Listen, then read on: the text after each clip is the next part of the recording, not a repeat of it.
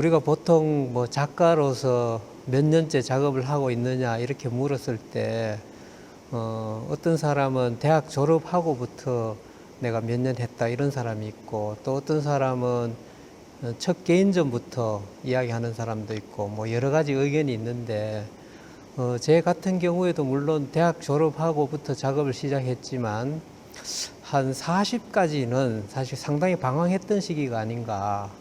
어떤 내 작품 세계가 뚜렷하게 정립이 안 된 상태에서 이것저것 실험하던 그런 단계였다고나 할까요?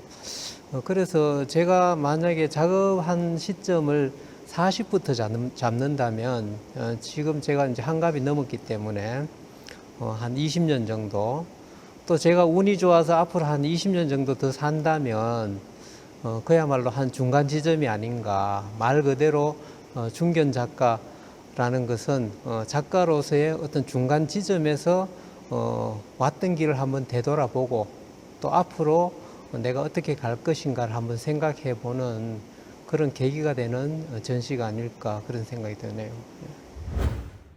제 작업은 한 10년 주기로 조금씩 이제 바뀌어 왔다 이렇게 생각되는데, 물론 그 10년 주기로 급격하게 바뀐 것은 아니고 계속 작업하던 것들이 조금씩 이제 변해왔다 이렇게 이제 볼 수 있겠죠.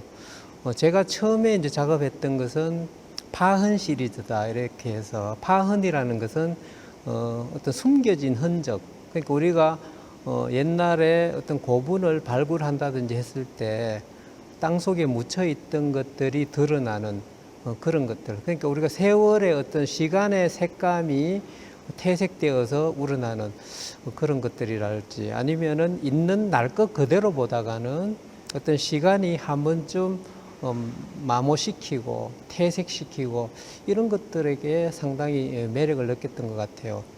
그 다음에 이제 두 번째 단계는 정동이라는 것인데, 정동이라는 것은 정중동에서 사실 나온 말이라서 아주 고요한 가운데 미묘한 움직임이랄지, 우리가 예를 들어서 잔잔한 물에 돌을 하나 탁 던졌을 때 일어나는 파문이 막 소나기가 쏟아질 때 엄청난 그 파문보다가 훨씬 더 마음에 와닿을 수 있다. 그래서 저는 동양적인 어떤 미덕이 그런 걸 수도 있지만 상당히 절제되고 아주 미묘한 울림, 이런 것들에 제가 이제 주목을 해서 작업한 게 정동이라는 작업이고, 지금 이제 하고 있는 것은 은현인데, 은현이라는 것은 숨겨진 것과 나타난 것의 어떤 중간 지점. 그러니까 우리가 안개가 끼었을 때 100%의 어떤 풍경이 보이는 것이 아니라 어떤 가려진 것과 드러난 것의 어떤 중간 지점. 또 우리가 뭐 창밖을 봤을 때 발이 하나 쳐져 있다 그러면 다 보이지 않고 발에 살짝 가리워서 드러나는 그런 풍경이랄지, 이런 것들, 그런 것들에게 상당히 이제 주목을 하고, 또 표현하는 방법 자체도 화면에서 제일 처음에는 아주 검은 상태지만 종이를 뜯어내므로써 그 안에 있던 어떤 형태들이 드러나는 것. 만약에 조각가라고 한다면 원석에서 정을 두드려서 그 안에 있는 어떤 형태를 끄집어내듯이, 저도 마찬가지로 칠하는 것이 아니라 오히려 뜯어내므로써 역으로 표현하는 그런 방법, 그럼으로써 안에 숨어있는 형태를 끄집어내는 것, 이런 것들이 제 작업의 어떤 주된 기법이라든지 표현 방법일 수 있는데, 이번에는 그동안은 아주 두꺼운 하드보드라든지 이런 데다가 아크릴로 많이 작업을 했었는데, 이번에는 좀 사이즈를 크게 해서 제가 이제 애초에 추구했던 그런 한국적인 어떤 미감이랄지 동양적인 미감이랄지 이런 것들이 이제 장지에 좀 적합하지 않을까. 또 우리가 전통적으로 써왔던 어떤 먹 색깔에서 그걸 한번 찾아보자 이렇게 해서 먹하고 장지만 가지고 이제 작업을 한 게 이번 중견 작가전에 나온 작업들의 좀 다른 점이랄까, 그런 거라고 생각합니다.